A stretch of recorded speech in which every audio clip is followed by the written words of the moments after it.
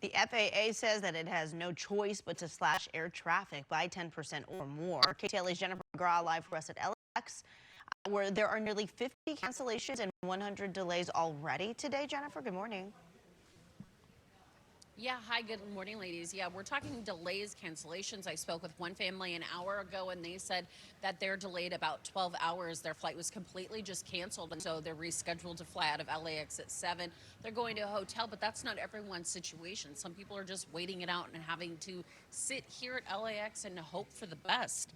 Now, the government shutdown is significantly affecting FAA staffing levels, and airlines have been forced to cancel flights right now by 4%, but that number will slowly increase over the next few days until it reaches 10% by November 14th. FAA employees have been working without pay for more than a month now. Earlier this week, FAA Administrator Brian Bedford said 20 to 40% of controllers weren't even showing up for work.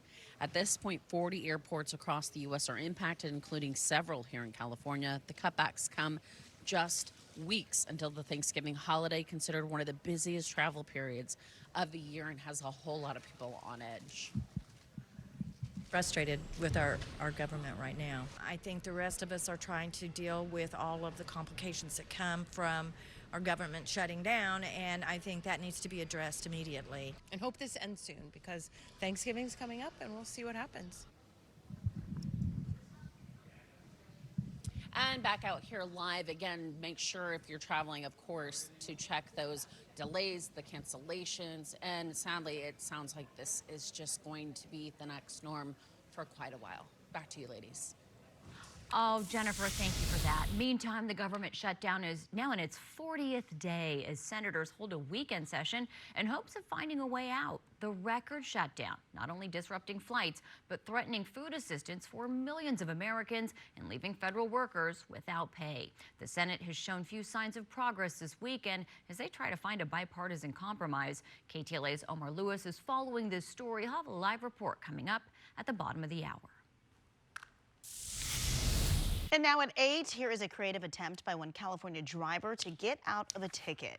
The Fullerton Police Department says that when pulled over, that driver hands an officer a get-out-of-jail-free card, for Monopoly. It was all during a recent stop. The officer laughed, said, while the creativity is appreciated, sir, it is not a legal defense, and that he should save the card for a rainy day. The driver was eventually given a citation, but, good try, fun, creative. Maybe he could have gotten out of a citation, but not in this case. I want to use the one that's, Whoa, talk about a leap of faith. Kim Noor, also known as the skydiving diva, made history this week after completing 1,000 jumps in her lifetime. Wow. Look at her. Oh yeah, she's like, let's do it again. She looks like fun. Okay, so she's Pistol. she first started skydiving. Look at this, back in 1959, when she forged her parents' signature to make her first jump.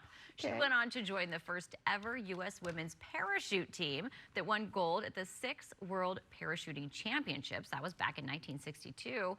For jump number 1,000, she invited her daughters and granddaughter to jump with her. That's cool.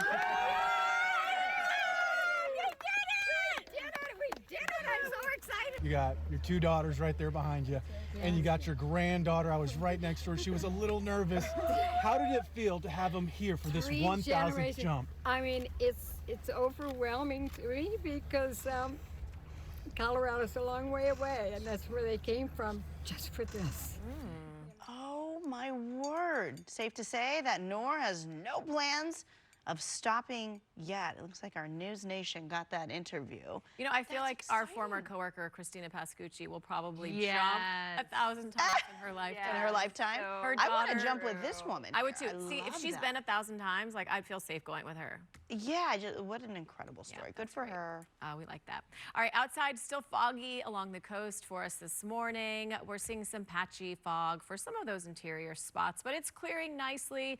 So just know we should see sunshine sunshine here in the next couple of hours. As far as the temperature yesterday, well, we were above average downtown, as were many inland spots. Yesterday, we made it up to 83 for those downtown communities, mid-70s, normal for this time of year. It's 58 currently in Long Beach, 65 in Ontario, 62 in Burbank, 51 in Lancaster. And our air quality good to moderate for most, but for San Gabriel Valley, we do see these orange dots appearing today, and that means unhealthy for sensitive groups. So winds, again, for these interior spots, right now we're seeing gusts around 20 miles an hour. That's what the yellow indicates, but this Santa Ana wind corridor, probably going to see those winds picking up in the next hour or so. Gusts will be stronger heading into the afternoon, and those are those really drying winds, but we'll start to see those weaken as we head into the overnight hours. High pressure in place. This is going to keep temperatures very warm away from the coast today, even hotter for our Monday.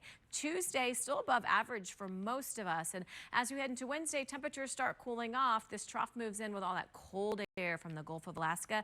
As it passes right over SoCal, it's going to bring with us again very cool weather and precipitation. Snow levels down to about 6,500 feet by the end of the week. Again, the clouds again will clear nicely for us today. Sunshine for everyone. Ventura